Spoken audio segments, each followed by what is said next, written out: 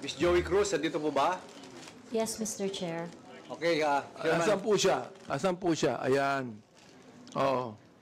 Gusto ko lang punta, alam nyo, sa totoo lang, marami po akong natatanggap na bashing eh. Hindi ko pinapansin. Hindi ko pinapansin yon. Katulad ni Kabayan, hindi ako naiinsulto, hindi ako nababagabag, hindi ko pinapansin, eh wala namang katotohanan yun eh. Ano? Kaya hindi ko pinapansin yan. Alright. Ngayon, ang gusto ko lang pong sabihin kay Miss Joey Cruz, in one of your blogs in YouTube, you directed this statement sa akin. No? Akin mismo. Unang-una, hindi naman kita kilala. Hindi naman kita kaaway. Wala naman akong ginawang masama sa iyo. Tama ba ako, Mr. Chair? Meron po ba akong ginawang masama sa inyo? There is no personal act. Kaya nga, Mr. Chair, sagutin mo lang ako. Meron po ba akong ginawang masama sa inyo? No Meron ba? Wala? None, Mr. None, Mr. Wala. Wala akong ginawang masama sa inyo, ha? Pinapatunayan nyo yan, ha? Pangalawa, hindi nyo ako kilala. Tama ba, Miss Joey Cruz? You do not know me personally. Correct, Mr. Chair. And Mr. Chair, I do not even know Miss Joey Cruz personally. Am I right? Correct, Mr. Chair. But, you made a statement against me. O ito, babasahin ko ha. O, ang sabi mo, ganito, kung Abante, paswelduhan ka ng taxpayer, gago. Tinawag mo akong tinawag mo akong gago. O, bakit? Ba't mo ginawa sa akin yun? Gusto mo ba akong umiyak ngayon sa'yo? Sabihin ko, ba't mo ginawa sa akin yun? Bakit mo ako tinawag na gago? Bakit po, Mr. Chair? Please, yes. Mr. Chair, and I think it is already established that we do not know each other personally. Ano po yung pakilakas nga po? Hello, Mr. Chair? Mr. Chair? Okay. I think it is already established that we do not know each other personally. Therefore, the statement was said based in a not personal way, but it is an observation of my reaction. Mr. Chair, meron ka pang salita. Your observation is that I'm gago? Is that your observation?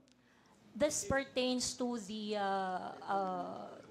public function as I perceive it, Mr. Chair. No, public what? Public action, Public Mr. Chair. action.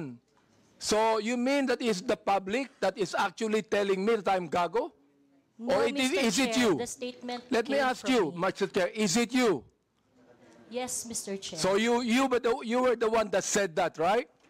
Correct, Mr. Chair. Ayun. Pero hindi mo ako kilala. Wala akong ginawa masama sa'yo. Yes, Mr. Chair. It What is your already right to established. tell me that I'm gago? Because I am a citizen of What the is your Philippines. right to tell me I'm gago? That is part of my freedom of speech, Mr. Oh, Chair. is that right? Yes, Mr. Chair. So your freedom of speech is to tell a person that he is gago? Freedom of speech ba yan? My freedom of speech, part of my freedom Ang of galing speech mo. is to react Ang on the galing mo. action of Ito a pa, public official. sinabi mo ha, in another post, ito sinabi mo. Pero alam mo, kaya tayo nagmi-meeting dito, para mini-mention ko ito, no? Pero sa totoo lang, hindi ko pinansin yan, matagal na yan eh. Di ba? Hindi ko pinansin yan. Ito ha, ang sabi mo, you know, Kong Benny Abante, I can find all of this. Isasampal ko ito sa pagmumukha mo. Is that still freedom of speech? Mr. Chair, I am not very familiar. Yes on or that no, post. Mr. Chair? Is that still, you think, freedom of speech? When you said, isasampal ko ito sa pagmumukha mo. Mr. Is Chair, that freedom of speech? yes, Mr. Chair. Ganon. Oo. So, ibig sabihin, ganito. If I tell you right now, sasampaling kita, freedom of speech yan. That's part of your freedom, Mr. Chair. Pag sinampal kita, hindi na freedom of speech yan. Of course, sir, it's overt Hindi action na. already. Yes, Hindi sir. na, no? Yes, sir. Oo, ang galing. Mahusay ito. Oo. Magaling ka. Oo. Ang sabi mo, I'm going to be Hindi ko masabi to, Mr. Chair. F-U-C-K-E-D. Prepared. Binanggit mo yon? Mr. Chair, Bakit naman? Mr. Chair, Ano may ba I nagawa know kong when kasalanan that post sa'yo? was posted? Mr. Chair, Oh. Mr. Chair, so that I can answer intelligently on the question You of... can, Mr. Chair, may I know you can the date answer of the intelligently, I but cannot what you answer- said here, is that intelligent? Let me ask you, Mr. Chair. Nung sinabi mo, Convene Abante, I can find all of this, isasampal ko ito sa pagmumukha mo. Is that intelligent? Mr. Chair, I cannot intelligently answer if I do not know when the post was posted. You don't know, Mr. Yes, Chair? Mr. Chair, I think in a day I post maybe 50, Well, 50 posts in a day. I would like to understand, It Mr. means, Chair. Mr. Chair, that you can post something today and you forget that tomorrow. Am I right? That is correct, Mr. Chair. That's Ah. very likely. So, pakiklaro nga, Mr. Chair. Ano yung isasampal mo sa pagmumukha ko? That is why, Mr. Chair, for me to intelligently answer your question, I need to know when it was posted. Well, we are going to get the date when this was said. Thank you, so Mr. you would Chair. be able to know. Thank you. Kaya pinapa-confirm ko lang yung statement na yan eh. Oh, this ibig sabihin, do you believe, hindi ko na sabihin ang freedom of speech. Do you believe that this falls under protected speech? I'm so sorry, Mr. Chair. May you please repeat Do you the question? believe that this falls under protected speech? Mr. Chair, like I said earlier, I would like to know first the context of the post. But rest assured, Mr. Chair, that when I post in my platform, I make sure that it is a reaction on the news or public action. As a political observer, I always As practice. Ms. Cruz, is this a political statement? You were saying a political observer. Is this a political statement?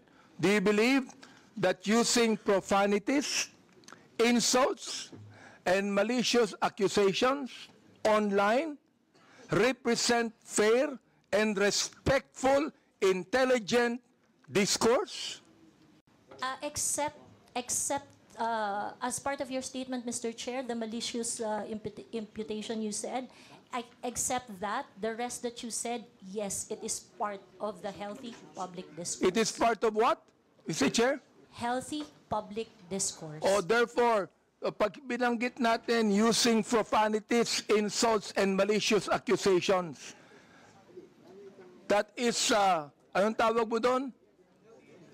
Part health- of the healthy discourse, Mr. Chair. Healthy discourse. Healthy discourse ba yon? Yung Yes, profanities, Mr. Chair.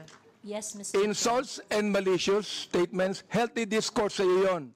Yes, Mr. And that's the Chair. reason why, Mr. Chair, that we should now actually craft a legislation to put a stop to Ms. Joey Cruz, who seemed to be intelligent, and a woman using profanities, malicious insults, saying it is healthy.